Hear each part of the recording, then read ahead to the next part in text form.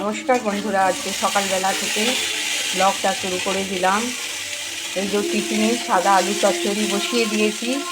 আর শুনতে পাচ্ছেন বন্ধুরা, মহালয়ার দিনে সব পাড়ায় পাড়ায় মাইক লাগিয়ে মহালয়ার গান শুরু হয়ে গেছে। মা দুর্গার আগমন শুরু হয়ে গেছে, তারই বার্তা দিচ্ছে। কত সুন্দর লাগছে, মনটাও আনন্দে ভরে উঠেছে। সামনে পুজো, আলু চচ্চড়ি হবে, টিফিনে রুটি হয়ে গেছে। এবার আরও সব রান্নার জোগাড় হবে। আজকে রবিবার, কি কি হয়, বাজার হাট আসুক, সবই দেখাবো আপনাদের সাথে, শেয়ার করব। দেখতে থাকুন বন্ধুরা। আলুটা এরকম কেটে কালো জিরে ফোড়ন দিয়ে বসিয়ে দিয়েছি, ভাজা হয়ে গেছে। এবার জল ঢেলে দেবো। সাদা আলু চচ্চড়িতে হলুদ দিই না, নুন দিয়ে আলুটাকে ভেজে নিয়েছি। এবার জল দিয়ে সিদ্ধ করতে দেব। পুরা বাজার চলে এসছে। এখানে কাতলা মাছ, ইলিশ মাছ, পমফ্রেট, পার্সে, আর এখানে মুরগির মাংস। দেখতে পুরি কী কী আইটেম করব সবই আপনাদের সাথে শেয়ার করব। দেখতে থাকুন ভিডিওটা। তেল দিয়ে একটা সবজি বানাবো, এই যে চচ্চড়ি বানাবো। তার জন্য এইসব সবজিগুলো কেটে নিয়েছি। এখানে মাছের তেল আছে অনেকটাই।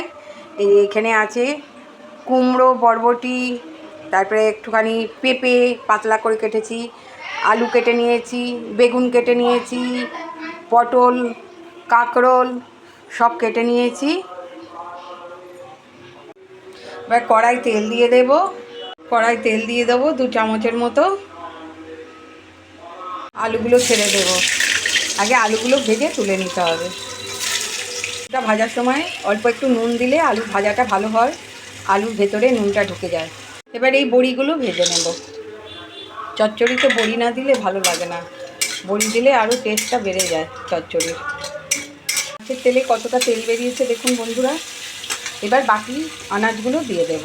এই যে এখানে আছে কুমড়ো, কাঁকরোল, কড়াই, পেঁপে সবগুলো দিয়ে দেব বন্ধুরা। 5 ফোড়ন আর শুকনো লঙ্কাটা দিয়ে দেবো। আগে দেওয়ার কথা, দিতে ভুলে গেছি। এটা তেলে আগে দেবেন 5 ফোড়ন আর শুকনো লঙ্কাটা। ফোড়নের গন্ধ উঠলে তবে সবজিগুলো দেবেন। আমি দিতে ভুলে গেছি বলে দিয়ে দিলাম। দেব হলুদ গুঁড়ো 1 চামচ, আর কাশ্মীরি লঙ্কা গুঁড়ো 1 চামচ, আর একটা কাঁচা লঙ্কা। এতে আর কোনো মশলা দেব না আমি।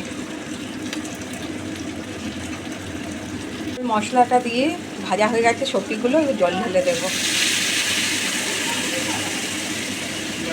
ঢাকা দিয়ে সিদ্ধ হতে দেব। চচ্চড়িটা রেডি হয়ে গেছে, এবার ঢেলে ফেলবো। একদম শুকনো শুকনো হবে, গরম ভাতে তবে খেতে ভালো লাগবে। এরকম যদি চচ্চড়ি হয় আর গরম ভাত। এদিকে ভাত মোটামুটি হয়েই এসছে, এবার নামাবার সময় হয়ে গেছে। এবার কড়াই তেল দিয়ে পমফ্রেট মাছ ভেজে নেব। পমফ্রেট মাছ দিয়ে দিলাম, আর পার্শে মাছটাও ভেজে নিচ্ছি তার সাথে। পমফ্রেট, পার্শে আর মাংস হবে আজকে। মাংস তৈরি করব, মাংসটা একটু অন্যরকমভাবে করব। মাংসটা আগে থেকেই আমি এখানে একটু রসুন, কাঁচা লঙ্কা বাটা, নুন, হলুদ মাখিয়ে নিয়েছি। মাংসটা আগে তেলে দিয়ে ভেজে নেব। মাংসটা দিয়ে দিলাম। এটা ভাজা হয়ে গেছে, এটা তুলে নেব। মাংসে আলু দিলে খেতে বেশ ভালো লাগে। কে মাংসে আলু খেতে ভালোবাসেন? আমাদের তো খুব ভালো লাগে। মাংস সবসময় একটু গরম জল দিয়ে অল্প অল্প করে কষলে খুব সুন্দর হয়, টেস্টটাও ভালো হয়, কষাটাও ভালো হয়।